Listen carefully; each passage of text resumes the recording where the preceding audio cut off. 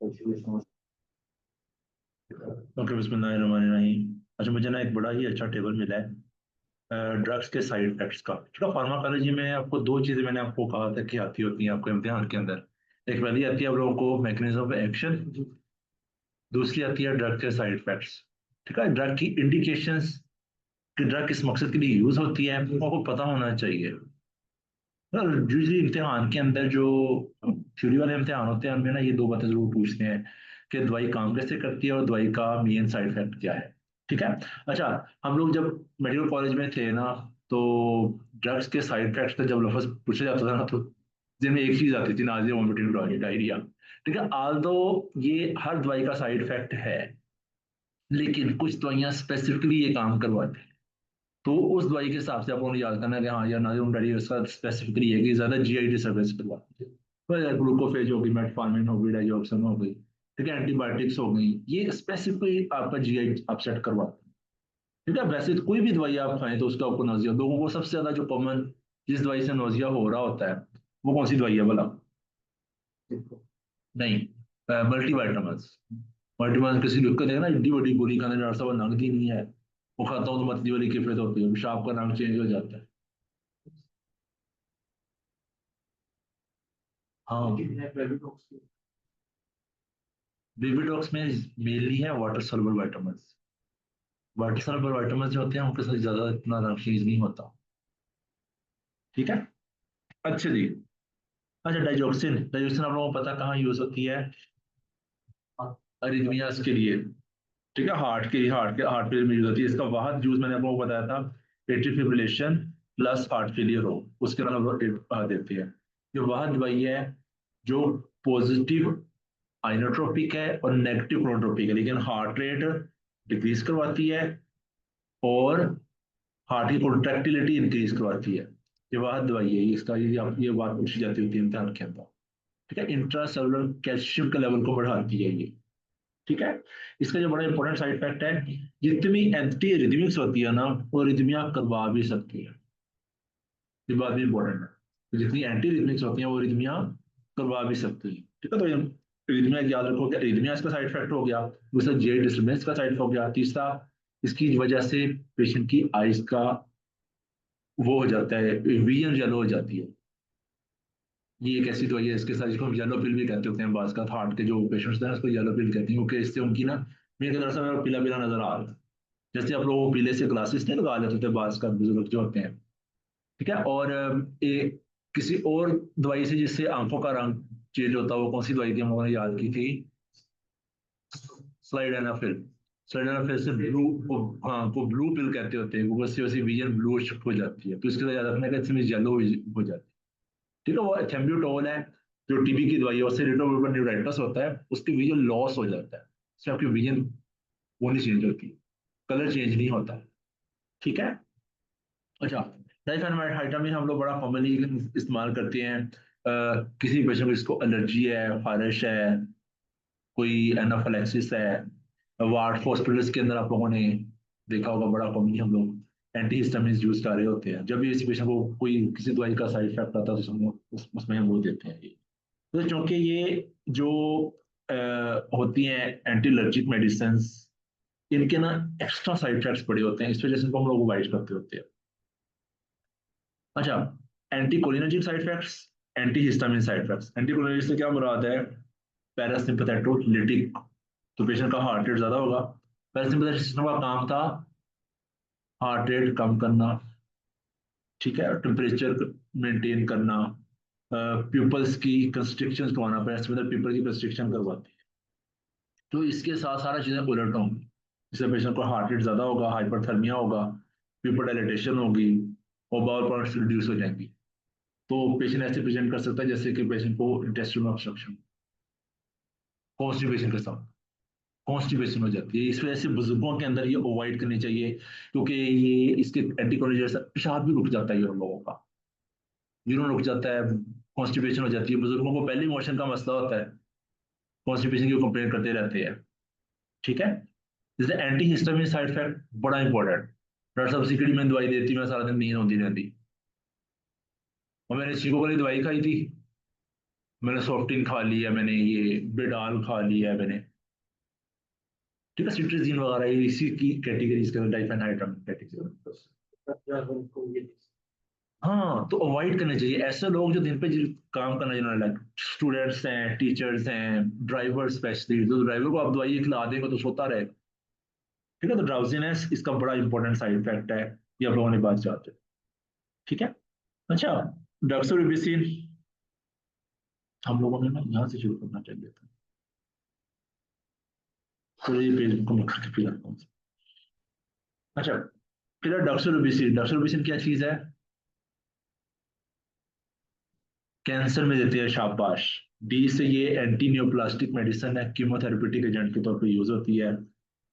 D से डॉक्सोरिबोसिन, D से नाम शुरू होता है, डी से दिल शुरू होता है, तो इसको आप लोगों को याद रखना, कार्डियोटॉक्सिसिटी मैंने कीमो मैंने आप लोगों को दिखाया था, ठीक है। अच्छा, अल्कोहल, इथाइल अल्कोहल, ये जो नॉर्मल अल्कोहल होती है, ये कौन सी होती है जो लोग पीते हैं? ये कौन सी अल्कोहल होती है? ये इथाइल होती है कि मिथाइल होती है? इथाइल अल्कोहल होती है। जो अल्कोहल पी जाती है ना डिफरेंट फॉर्म्स में, वो इथाइल अल्कोहल होती है। अगर कोई बंदा मिथा गलती से मिथाइल अल्कोहल पी रहे उसको क्या होगा? उसको इथाइल अल्कोहल देते हैं एंटीडोट के तौर पे। उसको होगा कि उसको ब्लाइंडनेस होगी, रिनल फेलियर होगा। तो आपने सुना होगा कि जहरीली शराब पीने से लोगों की मौत हो गई, वो आंखें खराब करती है और गुर्दे उड़ाती है, ठीक है। तो इथाइल अल्कोहल ये वो अल्कोहल है जो पी जाती है, ठीक है। तो जितनी भी अल्कोहल है ना, ये एसिडोसिस करवाती है। इसका main side effect is acidosis, renal failure, serious depression. Serious depression तो आपको पता ही है ना, शराब पीकर टोन हो गया। ये सारी जो अल्कोहल हैं क्या करवाती है? डिप्रेशन करवाती हैं, मीन्स के आपका वो सोचने समझने की सजाग खत्म करती है। अल्लाह ताला ने इसी वजह से मना किया ना अल्कोहल, कि इसको पी के आप इस सोचने समझने की सजाग खत्म हो जाती है, फैसला करने की सजाग नहीं रहा, ठीक है। अच्छा, किनोलोन्स बड़े इंपॉर्टेंट, किनोलोन का नाम बताओ? सिप्रोफ्लोक्सिन, लिवोफ्लोक्सिन, मॉक्सिफ्लोक्सिन। किनोलोन्स के का मैकेनिज्म एक्शन क्या है?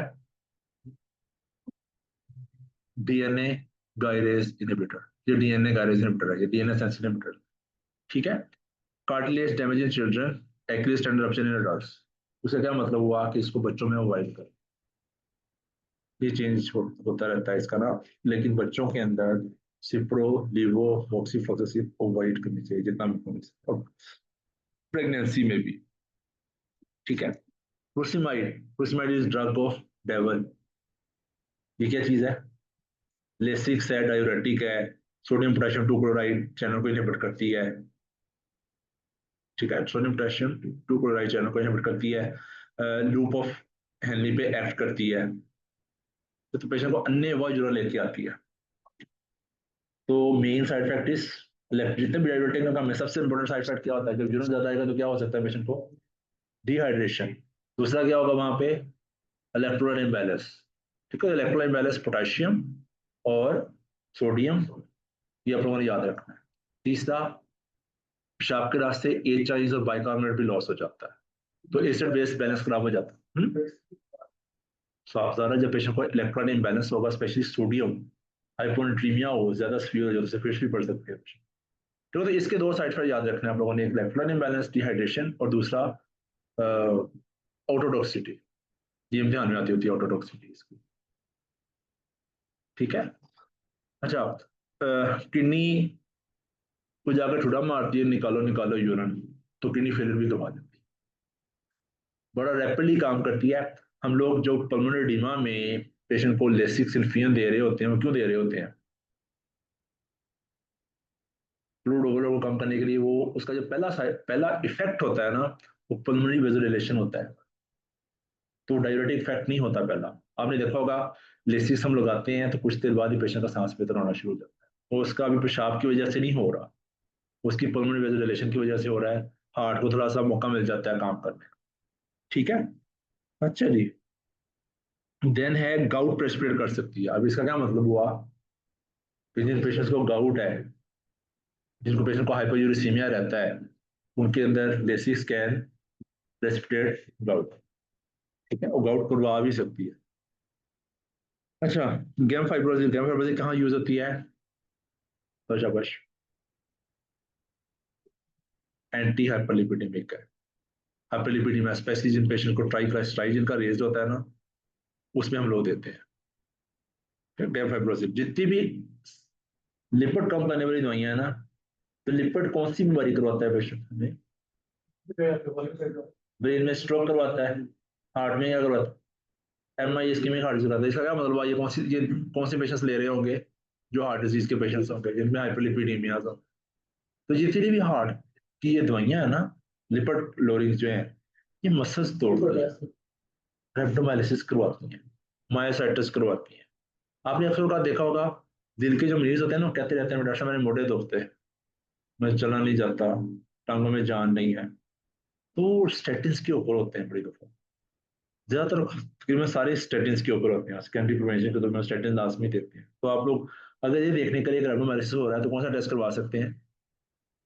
शाबाश, सीपी के लेवल्स करवा सकते हैं। सीपी के, सीके, एल्डोलेस, हम उसका ये टेस्ट करवा सकते हो।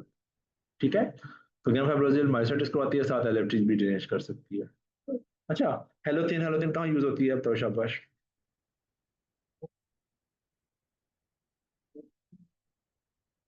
हेलोथिन एनेस्थीसिया की दवाई है, एनेस्थीसिया में यूज होती है। ठीक है, तो एनेस्थीसिया वाली दवाइयाँ होती है पेशेंट को बेहोश करने के लिए यूज की जाती है। ठीक है, तो बड़ी इंपॉर्टेंट इसका साइड इफेक्ट है हेपेटोटॉक्सिसिटी और मेलिग्नेंट हाइपरटोनिया। वो पेशेंट आपने बेहोश किया है और साथ उसका टेम्परेचर 107 चला गया, 108 चला गया, ये होता हुआ देखा हुआ आपने। और इसके उसकी ऑपरेशन वगैरह करने के बाद हाइड्रेट करेंगे, उसको वो स्पोर्ट स्पंजिंग करेंगे, फ्लूइड लगाएंगे। ठीक है, और डेंट्रोलिन देते होते हैं। डेंट्रोलिन अवेलेबल पाकिस्तान में, मैंने कई दफ़ा कोशिश की मंगवाने की, मुझे मिली नहीं। ठीक है, तो हेलोथीन बड़ी इंपॉर्टेंट है क्योंकि एनेस्थीसिया में यूज होती है। तो एल एफ टी ड्रेनेज, एक पेशेंट है, मुझे कॉल आई गाइनी से, एक पेशेंट है उसका ना ऑपरेशन हुआ है, उसका एल एफ टी ड्रेनेज होगा। तो जरा मुझे बताइएगा क्या मसला। तो मैंने देखा बीओसी हुआ हुआ था, मैंने कभी एक दिन में बीओसी है नहीं करवा सकेगा, तो मोस्ट लाइकली अभी कल ऑपरेशन हुआ, इसका मतलब एनेस्थीसिया का साइड इफेक्ट।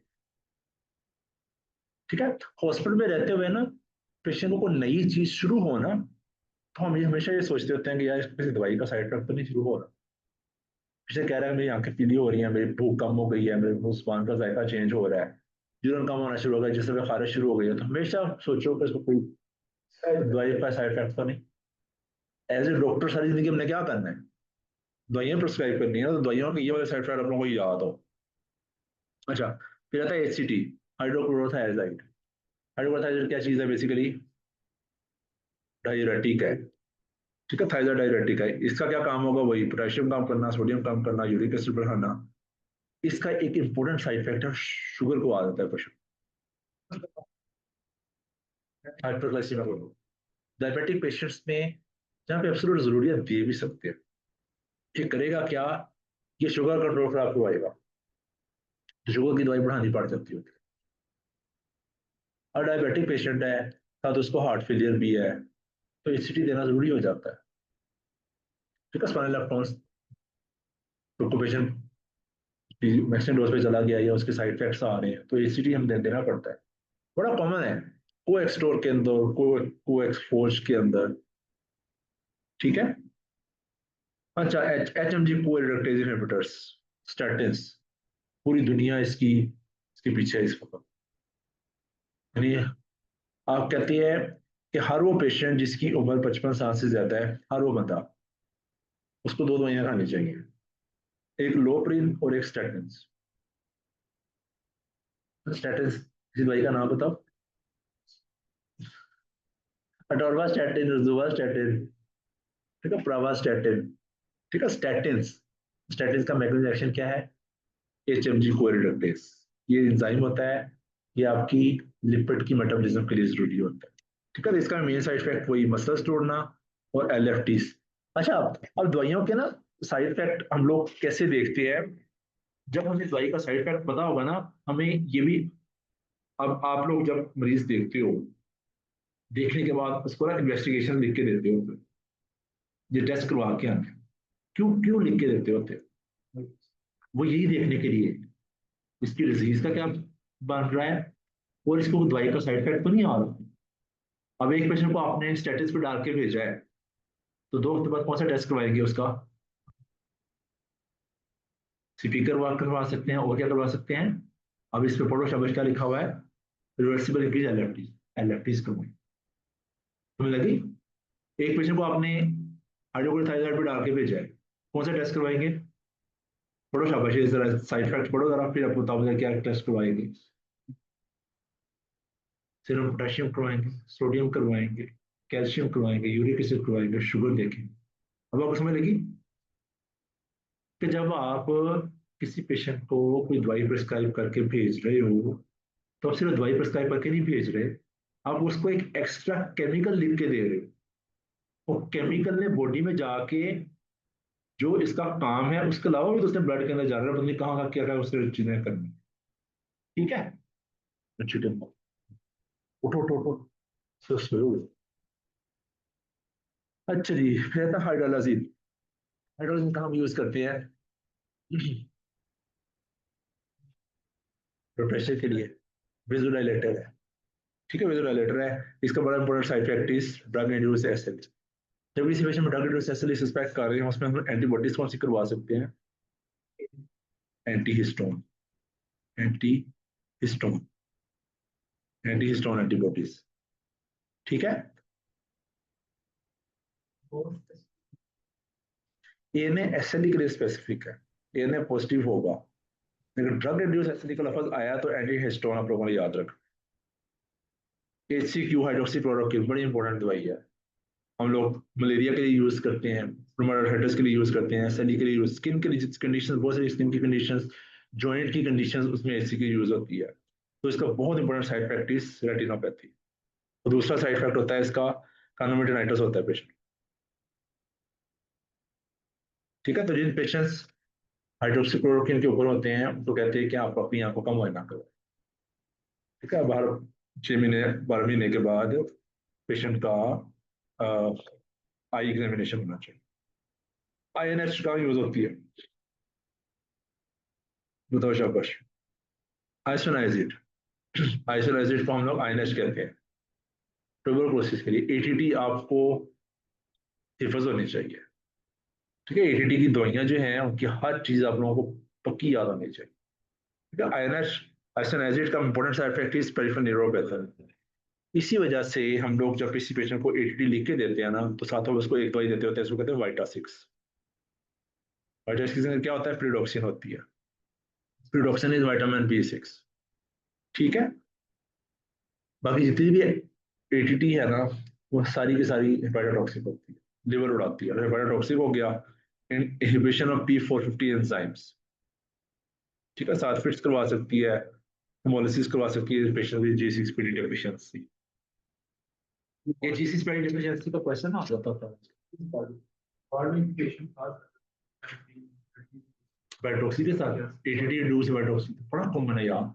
इससे जब किसी पेशेंट को ATT पे डाल के हम लोग भेजते हैं ना, तो उसको फिर लाजमी कहते हैं कि आपकी आंखें पीली होना शुरू हो जाए, आपकी भूख खत्म हो, या खुदा ना खास्ता इससे खून आना शुरू हो जाए, तो फौरन हॉस्पिटल लेके आए। तो आंखें पीली होने का मतलब क्या हुआ? जॉन्डिस हो रहा है।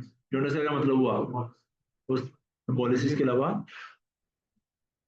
हेपेटोटॉक्सिक है, तो लिवर डैमेज हो रहा है इस पेशेंट।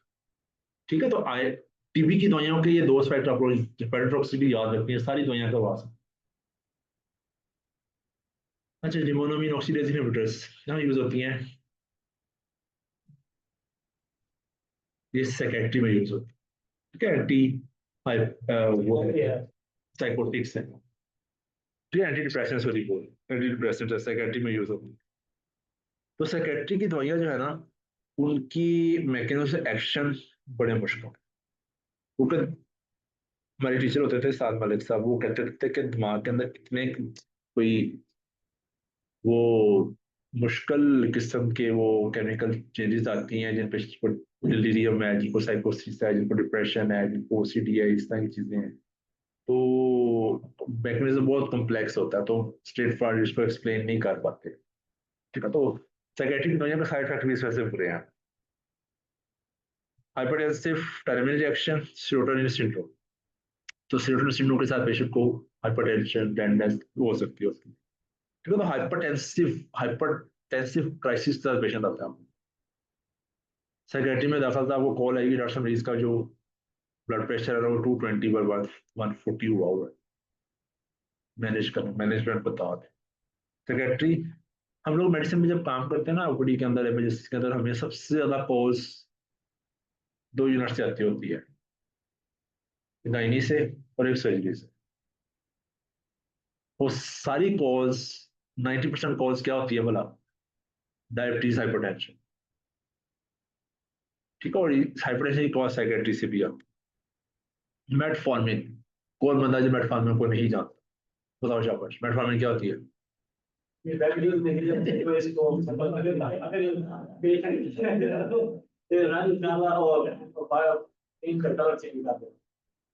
जब मेटफॉर्मिन जरूर कराना तो नहीं चेंज करती और थेरेपी चेंज करती है।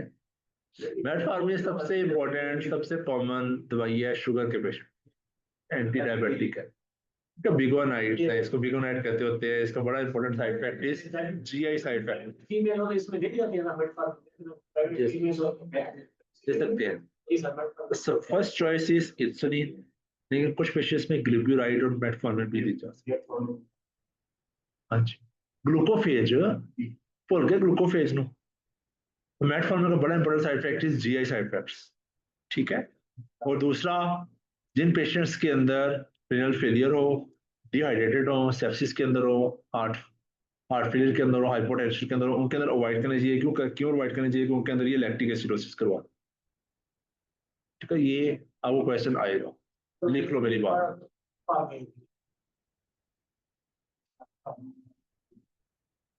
तो पहली ऑप्शन इज मेटफॉर्मिन।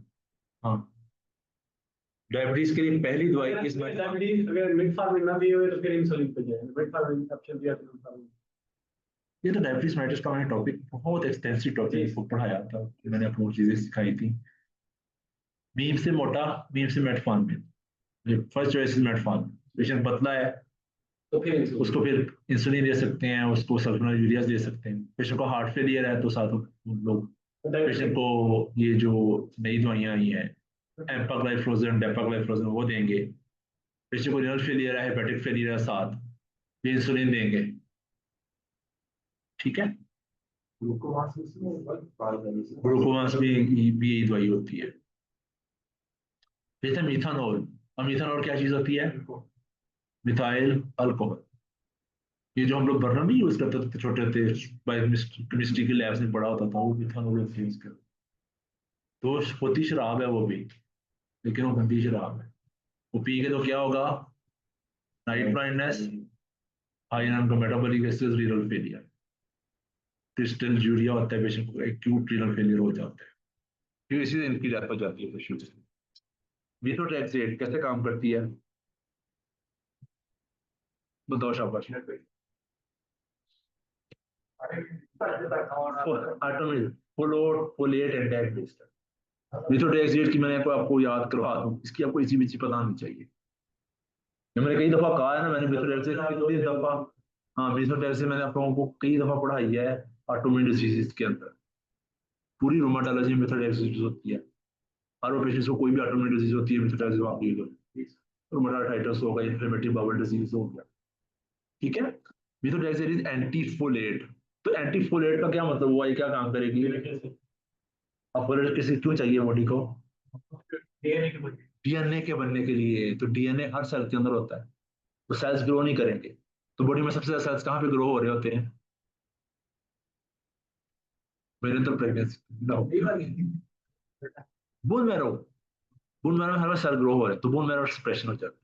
ठीक है, तो इसके साथ एक और वर्ड याद करवाया था मैंने को, फाइब्रोसिस का वर्ड याद रखना है आप लोगों ने। लिवर फाइब्रोसिस करवाती है, मैरो फाइब्रोसिस करवाती है, पल्मोनरी फाइब्रोसिस करवाती है। तो इसमें से हमने किसी का एक्सरे देखना होता है चेस्ट का। जो मैं आज आपको लेक्चर दे रहा हूँ ना, इसको ना रोक रोक के एक बात वाली लिखना है। मैंने तकरीबन इसमें आज 2 घंटे में हम लोगों ने सारी फार्माकोलॉजी कर,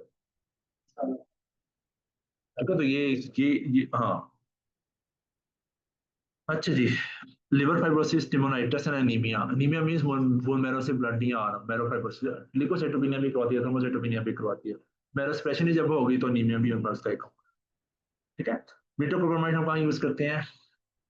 उल्टियों के लिए सबसे कॉमन मेप्सोलोन। अन्य वाल लग रही होती है मेनिसेस के अंदर। डॉक्टर साहब टिकल आया और मुंडी गर्दन एज हो गई, वो क्या हुआ उसको? टोर्टिकोलस हो गया। Torticollis is extrapyramidal side effect. ठीक है। Acute dystonia, akathisia, parkinsonism. गर्दन टेढ़ी हो गई है, बाजू ऐसे हो गया हुआ है, चक्कर भी आते हैं लोग। जिस वजह से मैक्सिमम जो होती है ना, मैं पूरी कोशिश करता हूँ कि मरीज को ना ही लगानी पड़े। बड़ी दफा उसके हम लोग ने ना इसको देखा हुआ है कि डॉक्टर साहब गलत टीका ला चाहिए, प्रेगनेंसी में दी जा सकती है। ऑनसेट्स के साथ इतने ज्यादा एक्स्ट्रा पिरामिडल साइड इफेक्ट नहीं आते, इसके साथ ज्यादा आते हैं। Parkinsonism, what is the mechanism of parkinsonism? Dopamine antagonism की वजह से। पार्किंसनिज्म में भी यही होता है ना, डोपामिन ब्रेन में नहीं होती। तो ड्रग इंड्यूस्ड पार्किंसनिज्म की एक काज इज मिटोक्लोप्रामाइड, मैक्सोलोन। ठीक है। मिथाइल डोपा कहाँ यूज होती है बताओ शाबाश? प्रेगनेंसी में शाबाश, प्रेगनेंसी में हाइपरटेंशन के लिए यूज की जाती है। ठीक है। तो इसका important side effect is haemolysis, complex haemolysis और positive haemolysis and drug induced SLE. अभी मैंने ड्रग इंड्यूस एसएलई के साथ एक एंटीबॉडी याद करवाई आप लोगों को, वो कौन सी है? Anti histone antibodies, anti histone antibodies. ठीक है। ये मेट्रोनिडाजोल, ये किस नाम से आती है? फ्लैजेल। हर बंदे ने खाई भी हुई है, हर बंदे ने प्रेस्क्राइब भी की हुई है आप में से। तो मेट्रोनिडाजोल बहुत इंपॉर्टेंट दवाई है। अच्छा, हमें लगता है कि फ्लैजेल जो है ना, एमडी खान को इसको कुछ इससे कुछ मसला नहीं होता। मैंने फ्लैजेल लोगों को न्यूरोपैथी होती देखी हुई है। हाँ, न्यूरोपैथी टांगों में सुन हो गई है, टांगे काम नहीं करती, ये भी हुआ है। ठीक है। डाइसल्फिलाम रिएक्शन, डाइसल्फिलाम रिएक्शन क्या होता है? पेशेंट को ना अल्कोहल छुड़ाने के लिए हम एक दवाई दे देते हैं, इससे ना पेशेंट को अन्य बहुत नोजिया होता है। इसलिए जब फ्लैजल खा रहे होते हैं ना, तो मरीज कहता है डॉक्टर साहब की दे देता, तो मुंह का जायका कड़वा है, कोई खाने को चीज दिल नहीं कर रहा। तो दवाइयों, जो मरीज एक बीमार होता है, एक तो उसकी बीमारी की वजह से उसका खाने को दिल नहीं कर रहा होता, ऊपर से दवाइयों के साइड इफेक्ट की वजह से उसका दिल खाने को नहीं कर रहा, उनकी वजह से भी नोजिया हो रहा होता है उसमें। तो मेट्रोनिडाजोल नोटोरियस है इस मामले में, तो पेशेंट को अन्य बहुत नोजिया होता है। ठीक है। वेस्टिबुलर डिस्फंक्शन, मेटालिक टेस्ट, मुंह का जायका खराब हो गया। ठीक है। वेस्टिबुलर डिस्फंक्शन से क्या मुराद है, क्या होगा पेशेंट को? अब वेस्टिबुल का काम क्या होता है? शाबाश, उसको चक्कर आएंगे, वर्ड लाइफ बैलेंस नहीं मेंटेन कर। ठीक है। अच्छा जी, माइक्रोफिनोलेट हम लोग कहाँ यूज करते हैं बताओ शाबाश? इसका साइड इफेक्ट बहुत बड़ा स्पेशल है। माइक्रोफिनोलेट यूज कहाँ करते हैं? ऑटोमेटिज्म में शाबाश, इसको हम कहते हैं steroid sparing agent. Steroid sparing agent है ये। तो अब स्टीरॉइड जहाँ जहाँ यूज होंगे, अब आपको पता है स्टीरॉइड जब किसी मरीज को ज्यादा मिकदार में दें, उसके बहुत सारे साइड इफेक्ट्स हैं। तो स्टेरॉइड्स की वजह से होगा क्या, पेशेंट को कुछ नाइट हो जाएगा, शुगर हो जाएगी, ब्लड प्रेशर हो जाएगा, वो हड्डियों में ऑस्टियोपोरोसिस हो जाएगा, हार्ट फेलियर वर्सनिंग हो जाएगी, स्किन के ऊपर स्ट्राइप बनेंगे। ठीक है। मून फेस शेप हो जाएगा, ब्रेन में साइकोसिस हो जाएगा। तो उन साइड इफेक्ट से बचने के लिए हम पेशेंट को क्या दे सकते हैं? Steroid sparing agents. उनमें नंबर 1 इज एजाथाइप्रिन, माइक्रोफिनोलेट। ठीक है। Then is नायासिन। नायासिन कहाँ यूज होती है बताओ शाबाश? B3 है, लेकिन यूज कहाँ पे होता है?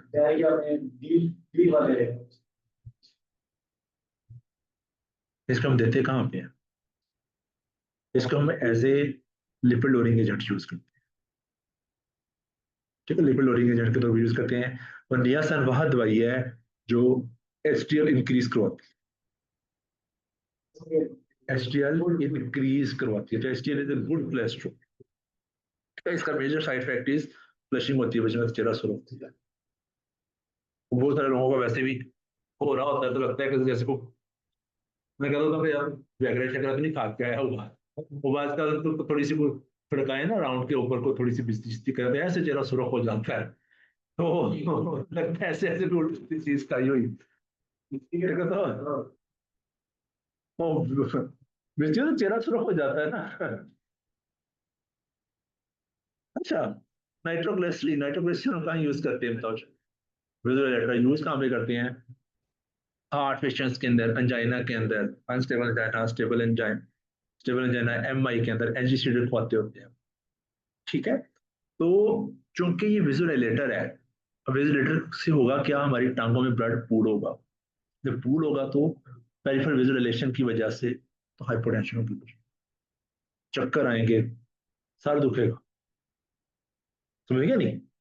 अब एक वर्ड याद है, नाइट्रोग्लिसरीन काम कैसे करती है? विजुअलाइजेशन के थ्रू, क्योंकि हार्ट की भी ब्लड सप्लाई इंक्रीज करवानी है ना हमने, तो विजुअलाइजेशन के थ्रू करेगा ना। विजुअलाइजेशन पूरी बॉडी में ब्लड विजुअलाइजेशन होगी तो वो वाले इसकी साइड इफेक्ट की सूरत में आएंगे, हाइपोटेंशन, हेडेक। ठीक है। और कुछ अर्सा यूज करने के बाद टॉलरेंस हो जाती है। टॉलरेंस से क्या मुराद है? फिर अर्सा पहले मैं एंजीसिड एक रखता सी, मेरा दर्द ठीक हो जाता था। अब मैं एंजीसिड की 3 गोलियां रखनी पड़ती हैं मुझे, आहिस्ता आहिस्ता उसका इफेक्ट खत्म होना शुरू हो जाता है। ठीक है। अच्छा जी, पेनिसिलामिन क्या यूज करते हैं हम लोग? इससे एसएलई होती है, वो आगे साइड पर लिखा हुआ है। तो ये उसमें भी होता है, मैंने बताया सी ये बात। पेनिसिलामिन हम लोग कहाँ यूज करते हैं? वो पेनिसिलिन होती है, वो एंटीबायोटिक है। इससे आप लोगों की मेडिसिन कितनी रिवाइज हो रही है।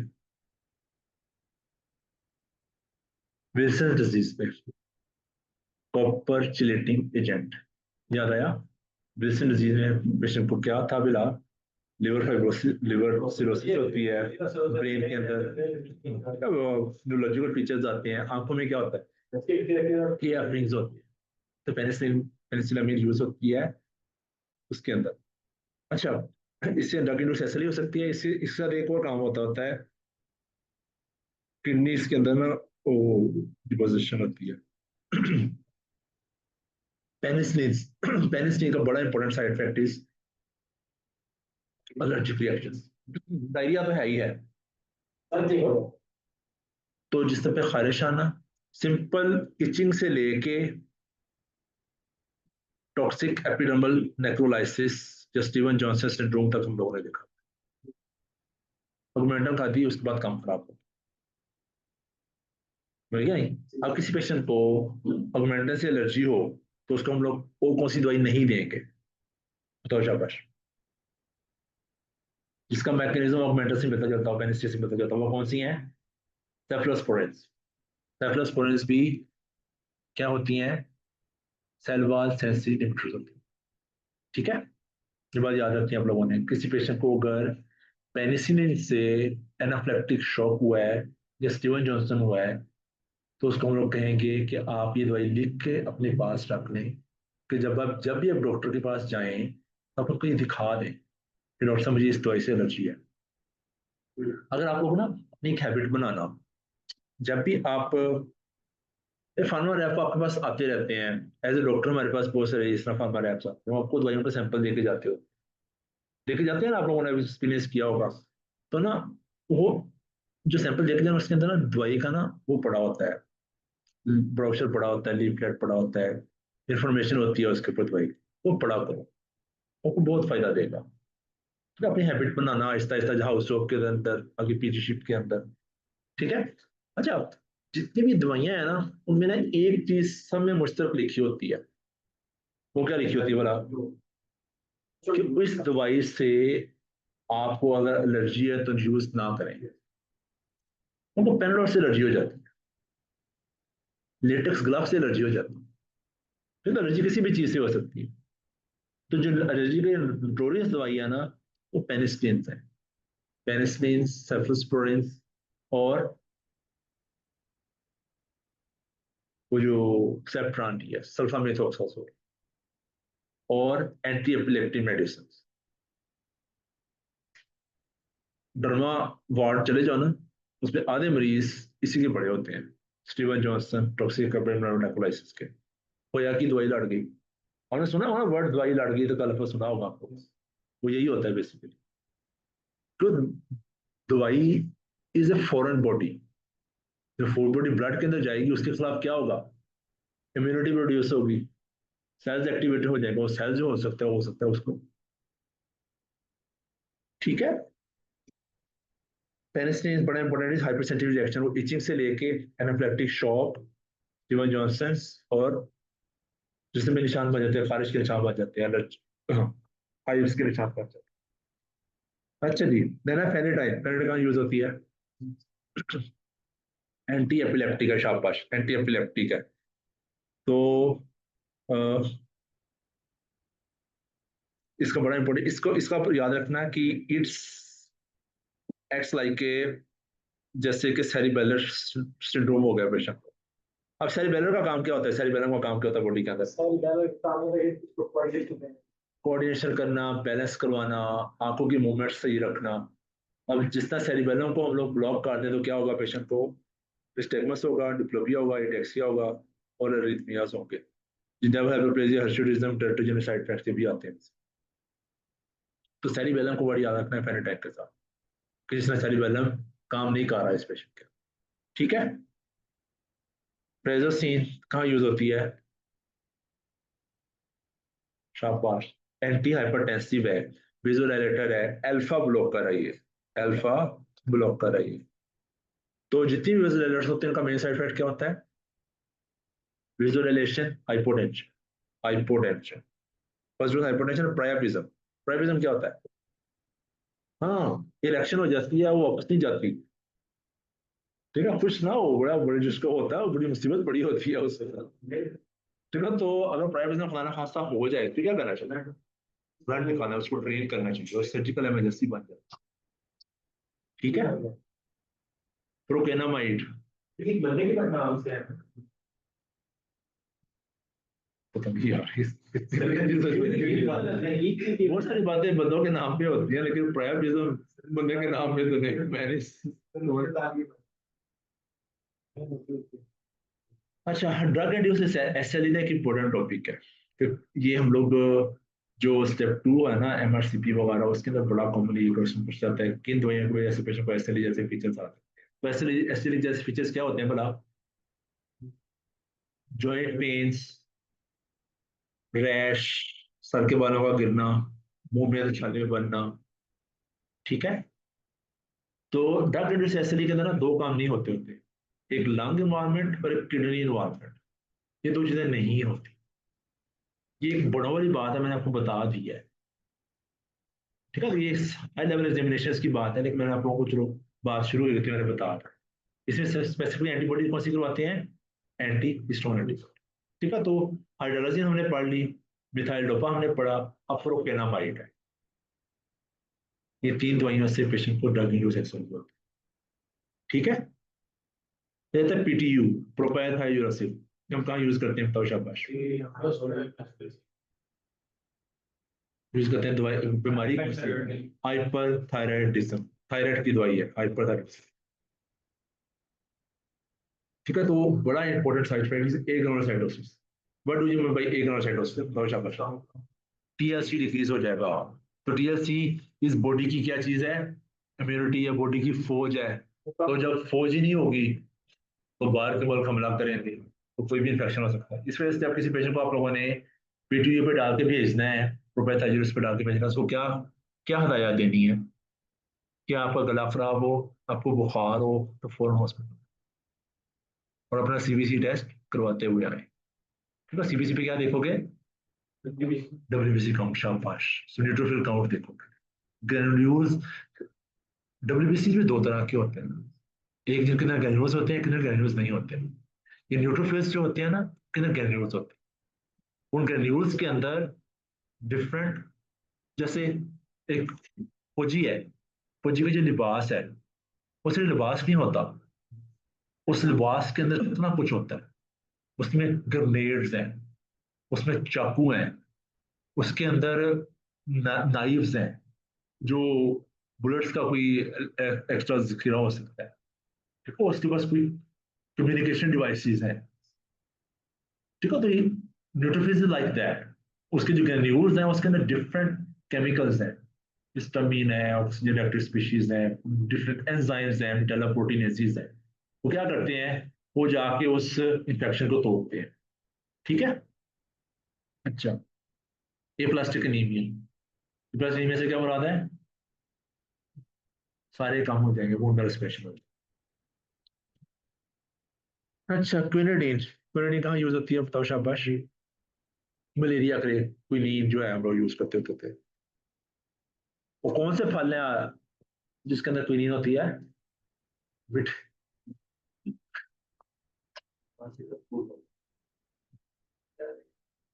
और क्या छोटे होते कहते होते थे क्विनीन, क्विनाइन होती है, क्विनाइन, वो दादा वो कहते थे क्विनाइन होती है ना, तो सिंक्रोनिज्म, बस 2 मिनट। सिंक्रोनिज्म होती है, हेडेक और टिनाइटस होता है पेशेंट। ठीक है, टिनाइटस क्या होता है, कानों में घंटियां बजती हैं, थ्रोम्बोसाइटोपेनिया हो सकता है, अरिथमियास हो सकती है। रिजर्पिन, कलेटो, डिप्रेशन, रिफेम्पिसिन, फिर आगे रिफेम्पिसिन, बताओ शाबाश। इंपॉर्टेंट दवाई है, इस वजह से मैं दोबारा बोला, कहाँ यूज होती है, ट्यूबरकुलोसिस के लिए। तो इसका मेजर साइड इफेक्ट इसके बॉडी सिक्रीशंस को ऑरेंज कर देती है।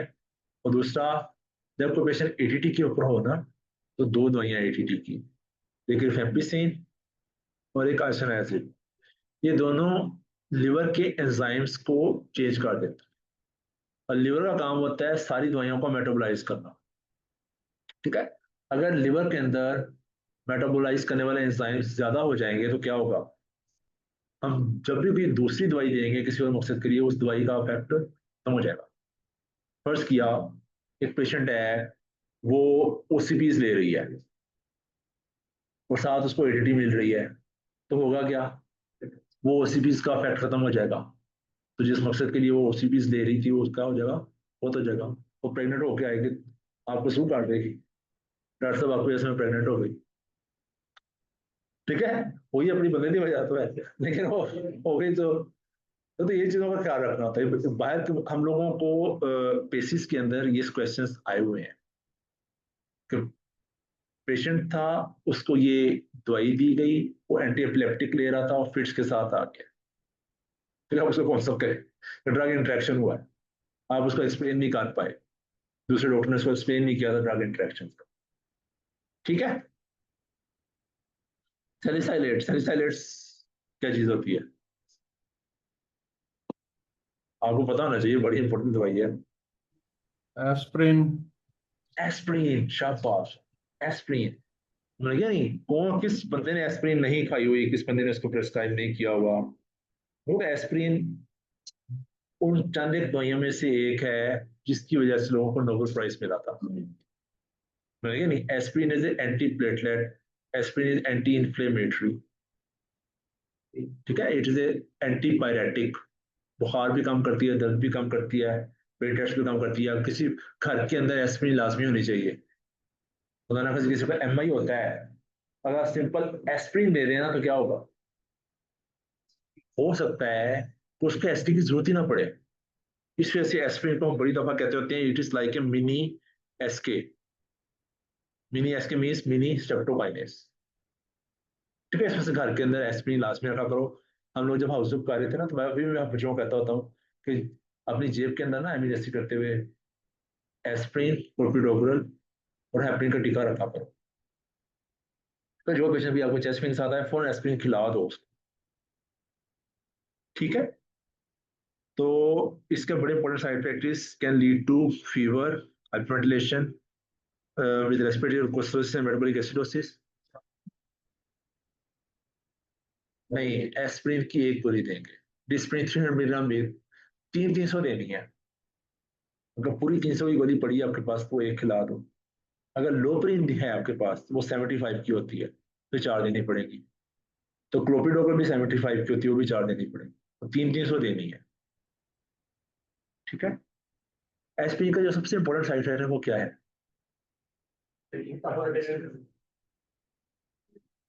स्टमक, गैस्ट्राइटिस, अल्सर करवाती है।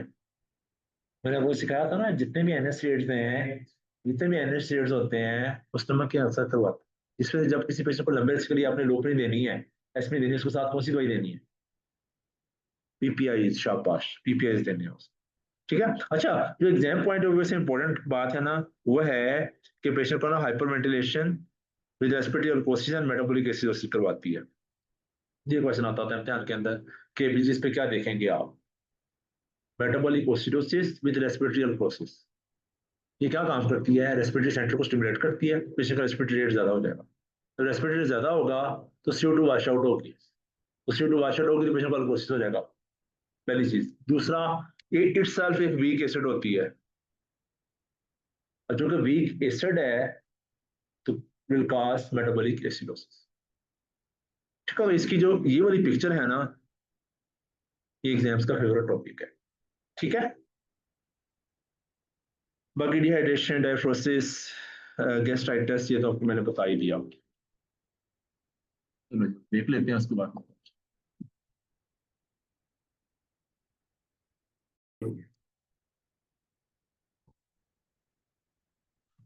ओके, बिस्मिल्लाहिर्रहमानिर्रहीम। अच्छा जी, सैलिसाइलेट एस्प्रिन होती है, पता लग गया ना इसका।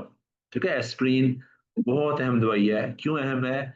तकरीबन हर हार्ट का पेशेंट खा रहा है, हर स्ट्रोक वाला पेशेंट खा रहा है, हर किडनी डिजीज वाला पेशेंट खा रहा है। पहली इंपॉर्टेंट बात। ठीक है। वो हमारे घर में भी कोई ना कोई बंदा लाजमी होगा जो लोप्रिन एस्प्रिन खा रहा होगा। ठीक है। वैसे भी बुखार के अंदर वो तलवार मार का गोली बड़ी मशहूर है, ये शेर वाली गोली, तलवार वाली गोली, इससे बड़ी मशहूर है ये। ठीक है। अच्छा, succinylcholine, sorry, SSRIs, SSRI कहाँ यूज होते हैं बताओ? Selective serotonin receptor inhibitor, reuptake inhibitor. तो ये क्या है? एंटी डिप्रेसेंट्स हैं। किसी भी बड़े डॉक्टर का नुस्खा उठा के देख लो, आपको एक SSRI जरूर मिलेगा, मिलेगा नहीं? एक चीज होती है सोमाटाइजेशन। सोमाटाइजेशन क्या होती है कि ना बंदा कहता है कि डॉक्टर मुझे ना दर्दें हैं, आप उसके सारे टेस्ट करवा लेते हो, सारी हिस्ट्री ले लेते हो, वो कोई दर्द का सोर्स नहीं मिलता। वो बेसिकली होता है कि उसको कोई टेंशन, डिप्रेशन है। लाइक आप लोगों ने नोट किया होगा, जिन दिनों में इम्तिहान होने वाला होता है, जिन दिनों में कोई रिजल्ट आने वाला होता है, जब खुदा ना खास्ता घर के अंदर कोई झगड़ा हो जाता है या कोई क्या कहते हैं, कोई आजमाइश वाली बात आ जाती है, तो आपको लगता है कि यार पटे खिंचे गए, जिससे में दर्द शुरू हो जाती है खाम खा की। उसको कहते हैं सोमाटाइजेशन, यानी कि ब्रेन की डिजीज अलामात की सूरत में बॉडी में आए, उसको कहते हैं सोमाटाइजेशन। ठीक है। तो सोमाटाइजेशन बहुत कॉमन है, उसको ट्रीट करने के लिए SSRIs देते हैं। डिप्रेशन लाइक फीचर्स, आज का जिस तरह के हालात हैं, आप हमारे डॉक्टर्स के हालात है, कल एंटी टेस्ट हुआ है ना, 40,000 बच्चों ने दिए, 1,40,000, सॉरी, कहते हैं 9,000 लोगों का एडमिशन होगा, बाकी 1,30,000 जाना सारी जिंदगी डॉक्टर्स को गालियां देंगे। ठीक है। और अभी ये PMDC के बाहर क्या हो रहा है, ये हमारे अपने बच्चे कर रहे हैं या हमारे FMGs कर रहे हैं, लोकल ग्रेजुएट्स कर रहे हैं, क्या होगा, क्या रहा है वो जो 65% पासिंग मार्क्स, ये भी ज्यादती है बहुत बड़ी। हाँ, हाँ, अटेंडेंस 85% है, वो बड़ा जुल्म है। यहाँ पे यूनिवर्सिटी हम लोग मैं लेक्चर देने जाता होता हूँ इधर ना, तो वो चेहरे वाली अटेंडेंस आ गई है। वो बहुत वक्त मशीन देता है अटेंडेंट, और सबके सामने कर खा रहा होता है, अटेंडेंस मुंह देख के अटेंडेंस लाओ।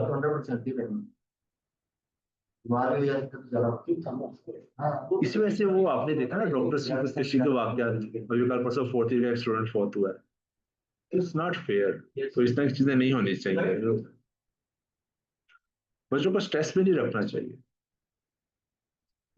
अच्छा, ड्यूरोक्सिटीन, paroxetine, ठीक है, स्टेलोप्राम, एस्टेलोप्राम, ये सारी क्या है, SSRIs है। इनका मेजर साइड इफेक्ट क्या है? एंजाइटी। जो डिप्रेशन में बंदा था वो अब छलांगे लगा, वो ज्यादा हाइपर एक्टिव हो गया, एंजाइटी में चला गया। सेक्सुअल डिसफंक्शन, चला ये वाली चला रहा, सेक्सुअल डिसफंक्शन इससे हो जाता है। सेरोटोनिन सिंड्रोम, अगर पेशेंट को साथ मोनोमीन ऑक्सीडेज इनहिबिटर्स दे रहे हैं, साथ पेशेंट को सेरोटोनिन सिंड्रोम हो सकता है। ठीक है। अच्छा, सक्सिनल कोलिन हम लोग कहाँ यूज करते हैं? सर कौन भी हम लोग यूज करते होते हैं एनेस्थीसिया के लिए।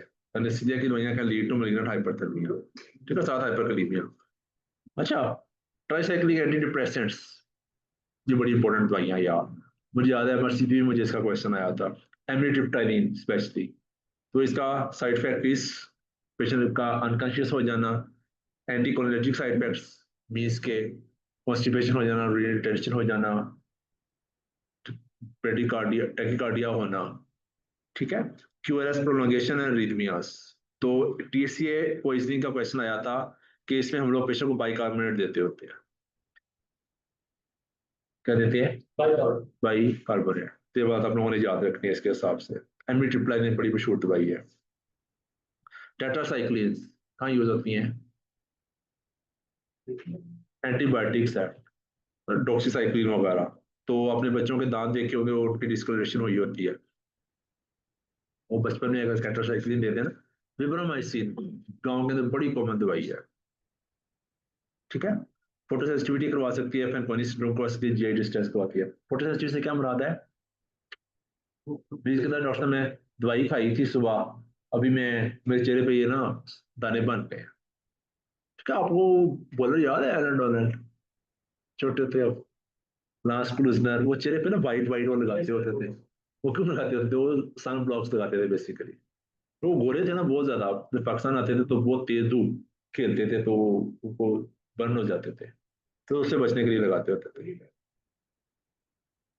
तो अवॉइड करनी चाहिए। तो यही वही बच्चे में यही करेगी ना, ठीक है। आज दो बच्चे के दांत नहीं होते, लेकिन जब वो दांत आएंगे उसके दांत खराब आएंगे। नहीं, ये वैसे भी बचपन में नहीं देनी चाहिए, बचपन में बच्चों को नहीं देनी चाहिए, क्योंकि बच्चों के अंदर दांत दो दो दफा आते हैं ना। ये तो पहली दफा दांत आते हैं, दूध के दांत जिनको हम लोग कहते हैं, वो निकलते हैं तो बाद में परमानेंट टीथ आते होते हैं, परमानेंट टीथ भी खराब आते हैं, ठीक है। ट्रेजोडोन, ये फोटोसेंसिटिविटी की समझ लग गई। फैनकोनी सिंड्रोम क्या होता है? बताओ शाबाश, ये हम लोगों ने नेफ्रोलॉजी में पढ़ा था कि बेसिकली आपकी किडनीज के अंदर ट्यूबुलर डिफेक्ट है, तो किडनीज की ट्यूब्यूल्स डैमेज होंगी, इसका मतलब रीनल फेलियर भी, तो किडनी रीनल टॉक्सिक है, ये नेफ्रोटॉक्सिक है, ठीक है। तो ट्यूबुलर डिफेक्ट है। अच्छा, ट्रेजोडोन प्राइमेरिज्म करवाती है, इरेक्शन, कंटिन्यूस इरेक्शन करवाती है। ये ये बात याद रखना, क्योंकि ना ये जरा बड़ा डिफरेंट किस्म का एक साइड इफेक्ट है, तो किस दवाई से ये होता है, तो दो तीन दवाइयों से ही होता है ये, ठीक है। ट्राइमिथोप्रिम बड़ी हम लोग यूज करते होते थे, सेप्ट्रॉन, ये क्या करती है? ये फोलेट एंटागोनिस्ट है। तो फोलेट एंटागोनिस्ट अभी मैंने अपने मिथोट्रेक्सिया भी पढ़ी है, ठीक है। सेप्ट्रॉन बड़ी ही इंपॉर्टेंट दवाई। जब फोलेट एंटागोनिस्ट होगा तो एनीमिया कौन सा वाला होगा? बड़े वाला। फोलिक एसिड डेफिशिएंसी से क्या होता है? एनीमिया कौन सा वाला होता है? मेगालोब्लास्टिक, शाबाश, मेगालोब्लास्टिक एनीमिया होता है, ठीक है। और वही ल्यूकोपिनिया भी हो सकता है। तो बोन मैरो को मिले ही ना फोलिक एसिड तो बनाएगा ही नहीं, तो सीएच डिक्रीज हो गया, डब्ल्यूबीसी डिक्रीज हो गए, प्रेशर भी इंक्रीज हो जाता है, ठीक है। वेलप्रोइक एसिड कहाँ यूज होती है? एंटी एपिलेप्टिक, एपीवार के नाम से, बड़ी इंपॉर्टेंट दवाई है। तो लोगों को वेलप्रोइक एसिड के साइड इफेक्ट्स याद होना क्यों जरूरी है मतलब, क्योंकि जब हमने एंटी एपिलेप्टिक मेडिसिन देनी है ना, वो कोई हफ्ता 10 दिन के लिए नहीं देनी, वो कम से कम 3 महीने के लिए देनी है, फिर फिट्स पड़ती है, फिर 2 साल के लिए देनी है। विद इन 2 ईयर्स फिट्स को फिट्स पड़ गया ना, इसका मतलब है उसको आपको 5 साल 10 साल तक एंटी एपिलेप्टिक देनी पड़ सकती है। तो इसका मतलब एंटी एपिलेप्टिक्स जो होती हैं वो लंबा अरसा चलती है, इस वजह से आपको इनके साइड इफेक्ट पता होने चाहिए। पेनिडाइन हो गया, वेलप्रोइक एसिड हो गया, कार्बामेज़ेपिन हो गया। Valproic acid can lead to LFT derangement और बोन मैरो सप्रेशन। और साथ जो एग्जाम पॉइंट ऑफ व्यू से इंपॉर्टेंट है वो है न्यूरोट्यूब डिफेक्ट और पीटल पेटोटॉक्सिस, ठीक है। इस वजह से जब कोई पेशेंट एंटी एपिलेप्टिक मेडिसिन ले रही हो, तो वो अगर प्रेग्नेंट हो जाती है तो उसको हम लोगों ने क्या चीज़ देनी है? एक्स्ट्रा फोलिक एसिड देना है, ठीक है। तो उसको हमने कहना है कि आपने अपनी दवाई जारी रखनी है और साथ ही फोलिक एसिड आपने देना है। फोलिक एसिड आधा और पेशेंट को देते हैं, लेकिन उसको 2 गोलियां लेते हैं, उससे एक्स्ट्रा भी देते हैं, ठीक है। वैंकोमाइसिन बड़ी इंपॉर्टेंट दवाई, क्या चीज़ है ये? एंटीबायोटिक है, किस ऑर्गेनिज्म के लिए होती है? MRSA के लिए। MRSA का क्वेश्चन आता होता है, जानते हैं MRSA से क्या बनता है? Medicine resistance type 4 years। ये हॉस्पिटल्स का एक बड़ा मेजर प्रॉब्लम, तो क्या एक पेशेंट से दूसरे पेशेंट में लगता है किस चीज से? सिंपल कॉन्टैक्ट से। तो क्वेश्चन आता होता है कि MRSA की स्प्रेड को प्रिवेंट करने के लिए सबसे इंपॉर्टेंट मेजर क्या है? Washing your hands. आपने अक्सर कार वीडियोस के अंदर आप लोगों ने अपने बच्चे खुद भी एक्सपीरियंस किया होगा कि जब गोरे जो है एक मरीज को जब देख लेते हैं तो दूसरे मरीज को देखने जाते हैं तो क्या काम करते हैं? हाथों को सैनिटाइज करते हैं या धोते हैं। ठीक है, सैनिटाइजर वगैरह सैनिटाइज कर लो, लेकिन धोना ही ज्यादा बेटर है। ठीक है, तो ये क्वेश्चन आता होता है MRSA की प्रिवेंशन का best measure is hand washing. तो MRSA के लिए दवाई कौन सी है? वैंकोमाइसिन। वैंकोमाइसिन का बड़ा इंपॉर्टेंट एक साइड इफेक्ट जो बड़ा फैंसी सा भी है वो है Redmayne syndrome. Redmayne syndrome patient शुरू हो जाता है, क्यों होता है? हिस्टामिन की रिलीज की वजह से। ठीक है, अच्छा, साथ ये नेफ्रोटॉक्सिक है, रोटोटॉक्सिक है। ठीक है, ये प्रोटीन सेंसिटिव इनहिबिटर होती है ये। अच्छा, विनब्लास्टिन और विनक्रिस्टिन, ये दोनों क्या हैं? एंटी कैंसर मेडिसिन है, कीमोथेरेप्यूटिक एजेंट्स हैं। ठीक है, तो वी से मैंने आपको याद चीज करवाई थी जो कीमो मैन में था, तो लिम्स के ऊपर ऐसे वी याद रखना है, वी बना हुआ पेरिफेरल न्यूरोपैथी। तो पेरिफेरल न्यूरोपैथी करवाती है, और साथ जितनी भी कैंसर की दवाइयां हैं उनका काम ही एक होता है, कैंसर के साथ जो ना बड़ी रैपिडली ग्रो कर रहे होते हैं, बड़ी रैपिडली डिवाइड हो रहे होते हैं, तो बॉडी के उसने उस कैंसर के सेल्स को ग्रो डिवाइड होने से रोकना है। तो बॉडी के जो नॉर्मल सेल्स ग्रो कर रहे हैं तो उनको भी रोक देती है। इसलिए हमने कैंसर के मरीज देखे होंगे, वो हमें खत्म हो जाती हैं और के बाहर खत्म हो जाते हैं। ठीक है, उनकी अनीमिया होता है, लिकोपीनिया होता है, ब्लड ट्रांसफ्यूजन हो रही होती है बार बार, इसी वजह से होती है कि खून में उड़ जाता है, स्प्रेशन हो जाओ। ठीक है, माइलर स्प्रेशन, पेरिफेरल न्यूरोपैथी और पैरालिटिक आइसे दोनों का यही साइड इफेक्ट।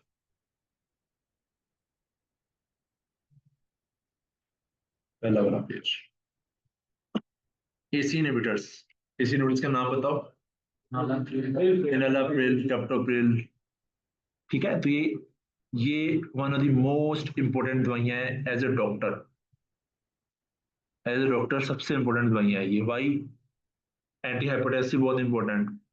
हर हार्ट डिजीज के पेशेंट को हम लोग दे रहे होते हैं कार्डियोलॉजी में, क्यों दे रहे होते हैं कि मोर्टेलिटी कम करती हैं। ऑलमोस्ट आधे से ज्यादा किडनी के पेशेंट्स दे रहे होते हैं, नेफ्रोपैथी के प्रोटीनूरिया को ये रोकती हैं। हर स्ट्रोक के पेशेंट को दे रहे होते हैं, स्ट्रोक के पेशेंट मोर्टेलिटी कम करती है। ठीक है, तो एसी इनहिबिटर्स इंतहा इंपॉर्टेंट है। तो एसी इनहिबिटर्स का ना एक इंपॉर्टेंट साइड इफेक्ट होता है कि ये ब्रेड एसी एंजाइम ना ब्रेडिकाइनेन को तोड़ रहा होता है। जब ब्रेडिकाइनेन नहीं टूटेगा तो क्या होगा? कफ होगी पेशेंट, तो कफ इसका बहुत इंपॉर्टेंट साइड इफेक्ट है। बाकी रैश हो सकती है, प्रोटीन यूरिया को ये रोकती भी है, प्रोटीन यूरिया करवा भी सकती है, एंजियोडीमा होता है इसके साथ। ठीक है, बाकी टेरिडोजेनिक तो है ही है। तो इसका क्या मतलब? टेरिडोजेनिक का क्या मतलब हुआ कि हम लोग प्रेगनेंसी में दे सकते हैं? नहीं दे सकते। तो जिन दवाइयों के बारे में हम लोग कहते होते हैं प्रेगनेंसी में बिल्कुल नहीं देनी, ये सिंड्रोम में इससे शामिल होती है एक। ठीक है, तो ब्लड प्रेशर प्रेगनेंसी में बड़ा इंपॉर्टेंट टॉपिक है ना, आपने पढ़ा था। प्रेगनेंसी में हाइपरटेंशन, प्री एक्लैम्पशिया, एक्लैम्पशिया, उन सब के अंदर हाइपरटेंशन होती है पेशेंट, तो हमने एस इनहिबिटर नहीं देनी। तो यंग एज में हमने एस इनहिबिटर दे रहे होते हैं ना। अच्छा, ये साइक्लोविर क्या चीज है? एंटीवायरल, सबसे इंपॉर्टेंट एंटीवायरल है।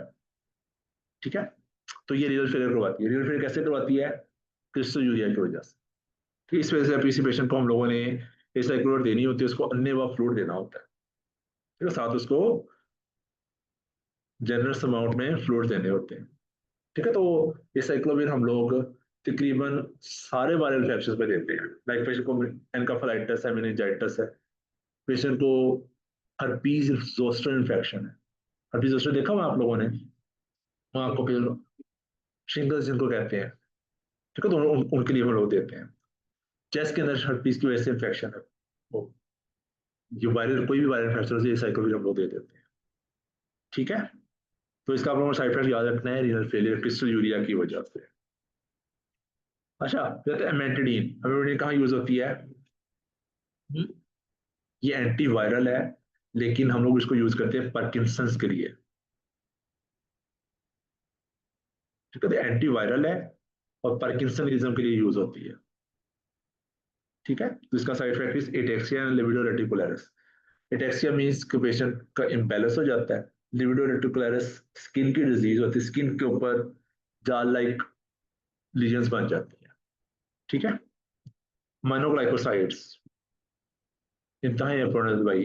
प्रोटीन सेंसिटिव ड्रग है, एंटीबायोटिक है, ओटोटॉक्सिसिटी और नेफ्रोटॉक्सिसिटी को। ठीक है, जेंटामाइसिन, मिकासिन, कैनामाइसिन, ये हर वार्ड की जान है ये।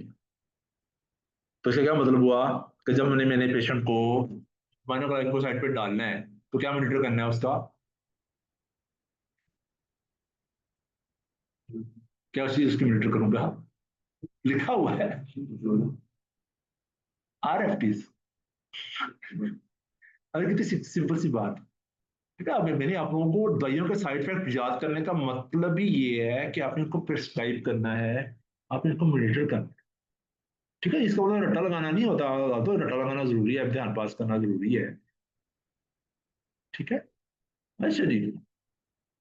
फिर आती है मायोड्रोम, एक्सट्रीमली इंपॉर्टेंट दवाई, हर कार्डियोलॉजिस्ट की फेवरेट दवाई है ये। ठीक है, मायोड्रोम कैसे काम करती है, एंटी एरिथमिक है, एंटी अरिथमिक है।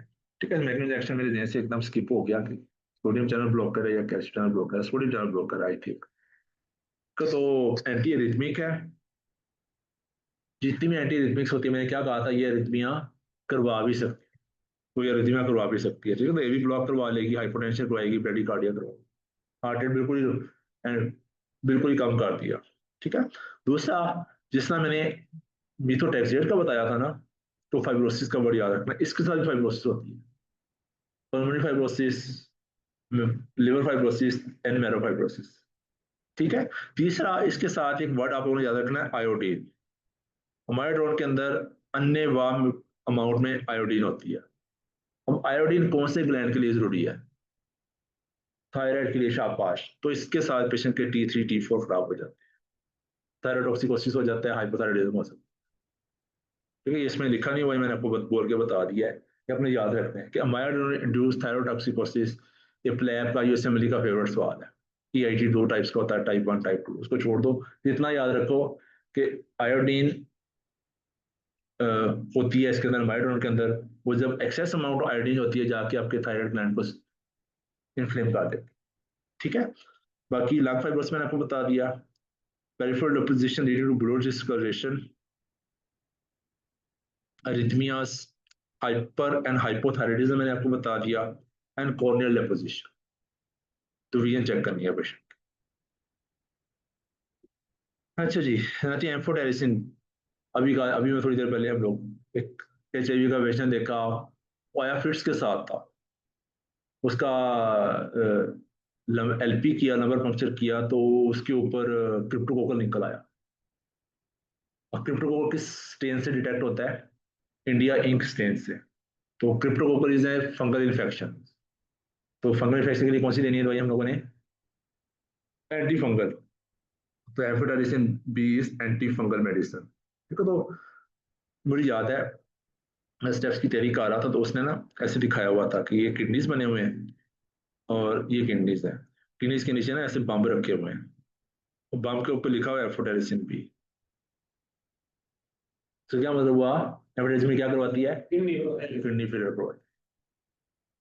इतना इंपॉर्टेंट है ये।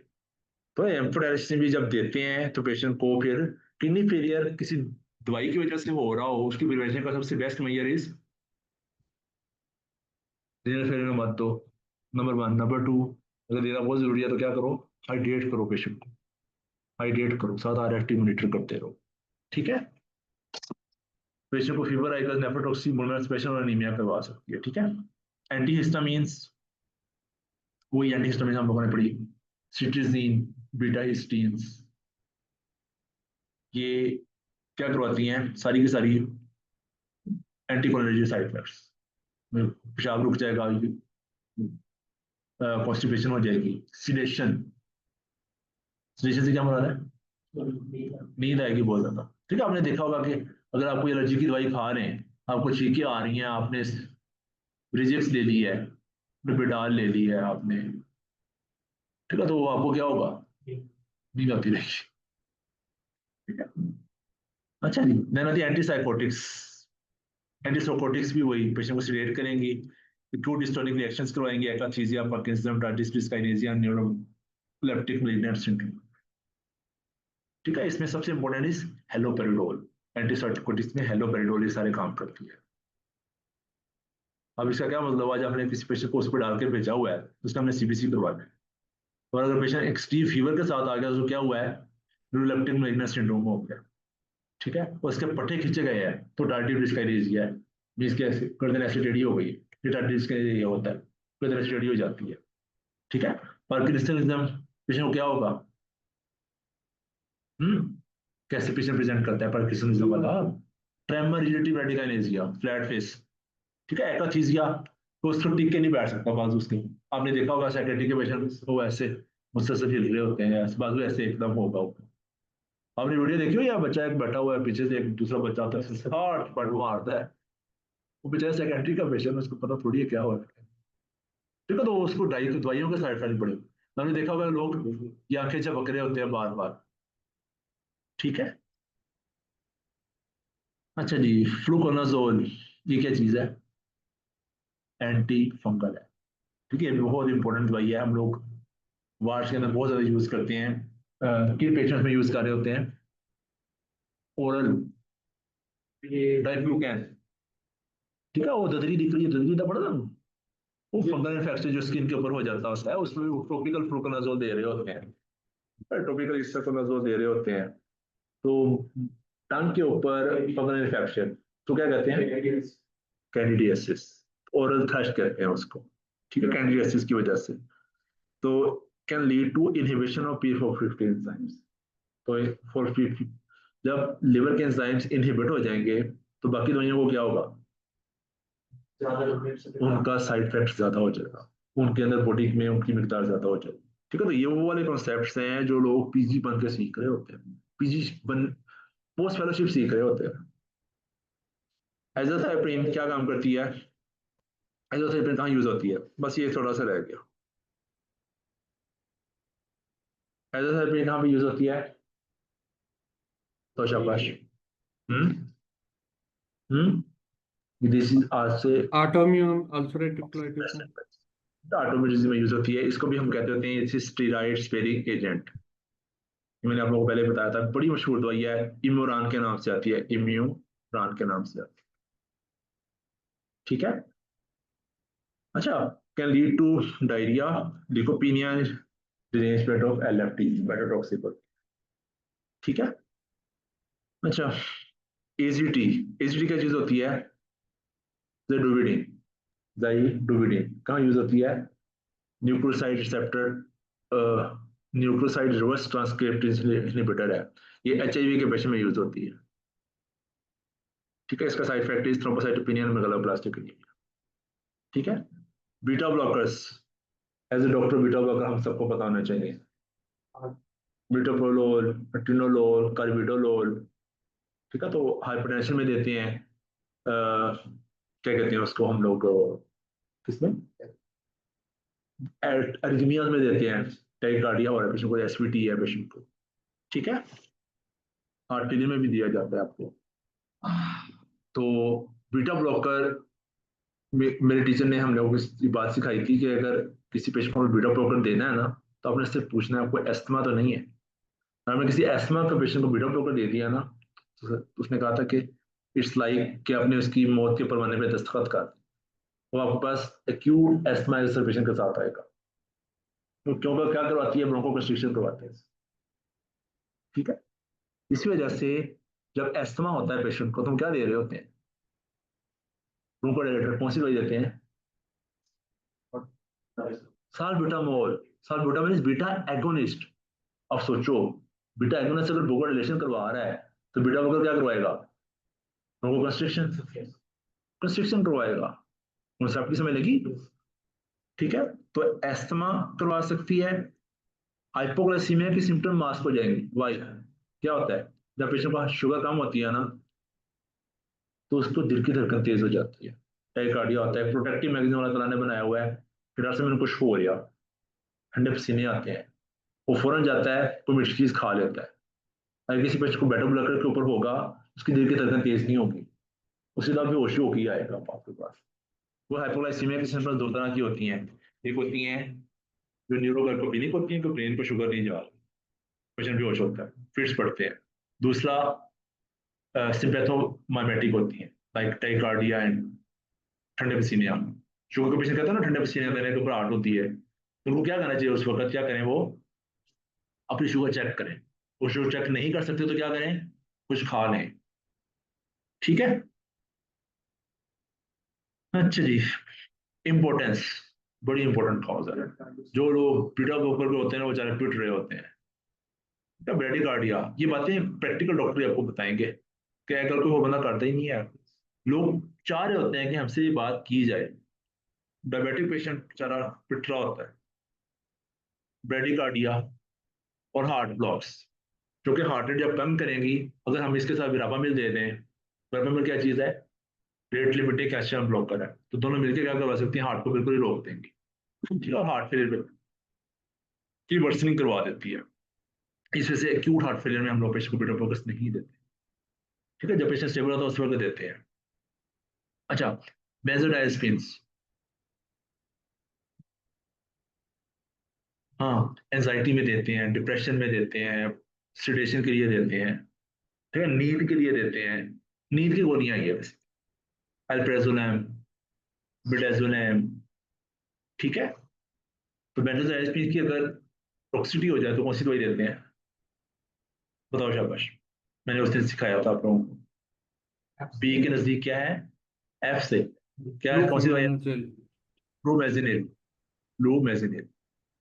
अब चूंकि ये ब्रेन को स्ट्रेस करती है, तो ब्रेन को स्ट्रेस करने वाली से क्या होगा, क्या होगा, पेशेंट स्ट्रेट हो जाएगा। ठीक है, आपको पता है नशे पे बंदा लग जाता है तो डिपेंडेंसी हो जाती है, सांस रुकता है, रेस्टिंग होता है। तुम्हें लगी, जो बंदा पैसिव आइसक्रीम खा के आया है, नींद की गोलियां खा के आया है, वो बेहोश होगा, उसका रेस्पिरेटरी रेट कम होगा, पीपल कंस्ट्रिक्टेड होते हैं, तो दवाई कौन सी देनी है उनको, ब्लू मेजिनिल। उनका एयरवे श्योर करना है, फ्लू मेजिनिल देनी है। ठीक है, बाइल एसिड रेजेंस, ये कहाँ यूज करते हैं हम लोग, ऑब्स्ट्रक्टिव जॉन्डिस के अंदर।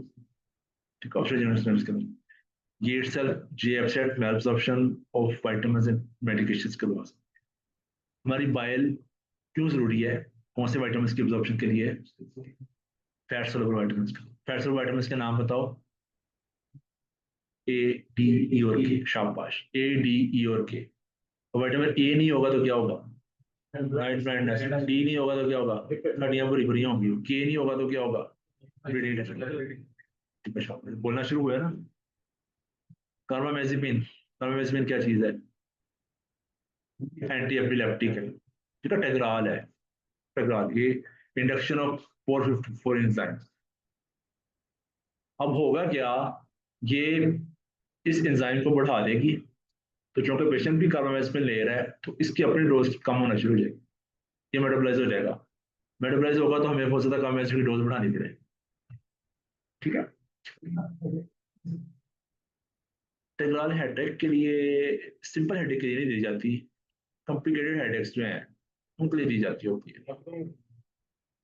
ठीक है, मैगेरा के लिए यूजुअली ब्रापामिल देते हैं, कार्बामेजिपिन भी नहीं देते, टोपिरामेड देते हैं, ब्रापामिल दे सकते हैं। सिंफ्लेक्स तो है ही है, वो तो एंटी इन्फ्लेमेटरी, वो देनी ही देनी है, हाँ फर्स्ट लाइन है। ठीक है, अच्छा बाकी जब पेशेंट को टेग्राल पर डाला हुआ ना कार्बामेजिपिन, तो उसकी सीबीसी मॉनिटर करना। वाई, क्योंकि can lead to agranulocytosis aplastic anaemia और एलएफटी ड्रेनेज करवाती है। ठीक है, सीसीबीज, सीसीबीज के नाम बताओ, एमिलोडिपिन, नाइकार्डिपिन, फ्लोर। ठीक है, तो वो क्या करवाती है, वेजोडाइलेटर्स हैं। तो वेजोडाइलेटर जितनी भी होती हैं पेरिफेरल एडिमा करवाती हैं, हेडेक करवाती हैं, कॉन्स्टिपेशन करवाती हैं, और कार्डियक डिप्रेशन करवाती हैं। अच्छा, क्लोरामफेनिकॉल हम पहले वो यूज करते होते थे, अब नहीं यूज करते। वाई, क्योंकि इसका बड़ा इंपॉर्टेंट साइड इफेक्ट था, ये प्लास्टिक एनीमिया। मैं फाइनली बता, हमने क्लोरामफेनिकॉल इंड्यूस्ड प्लास्टिक एनीमिया देखा था पीड्स के वार्ड में।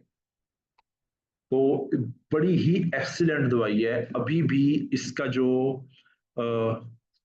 बैक्टीरिया को कवर करने का जो स्पेक्ट्रम है ना, इट्स लाइक इमीपेनम मीनोपेनम, यानी इतनी अच्छी दवाई होती थी। लेकिन इसका बड़ा इंपॉर्टेंट साइड इफेक्ट है प्लास्टिक एनीमिया, कि बोन मैरो इतनी स्प्रेशन होती है कि बच्चा जो है ना वो फिर grey baby syndrome. Grey baby syndrome means कि बच्चा ग्रे हो जाता है। सिस्प्लाटिन, ये क्या है? एंटी न्यूप्लास्टिक है, एंटी कैंसर मेडिसिन है, नेफ्रोटॉक्सिक है और नर्व डैमेज करवाती है, स्पेशली अकाउस्टिक में। अच्छा, क्लोनिडीन कहाँ यूज होती है?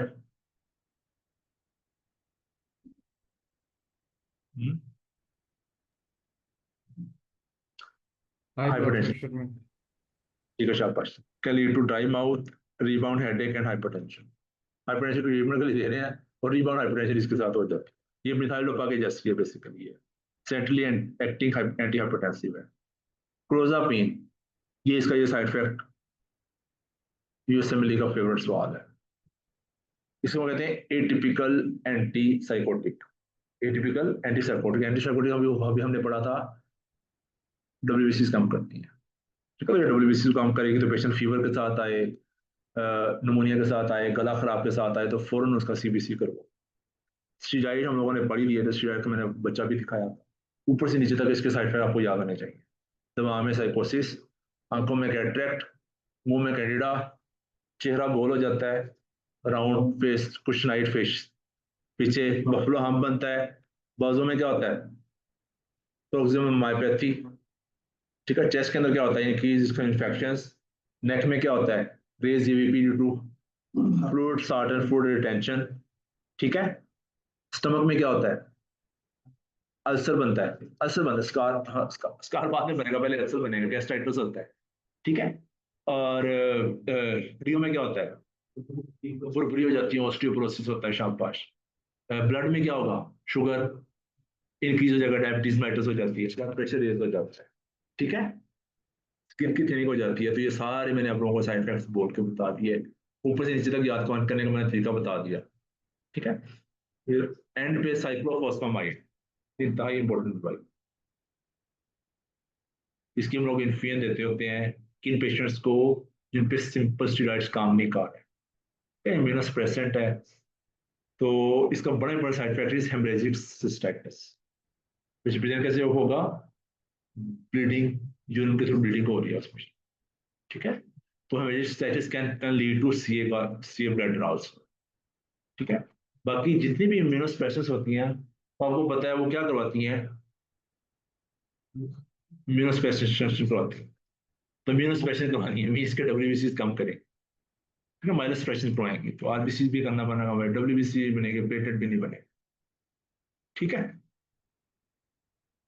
चलो जी, आजकल इतना काफी है।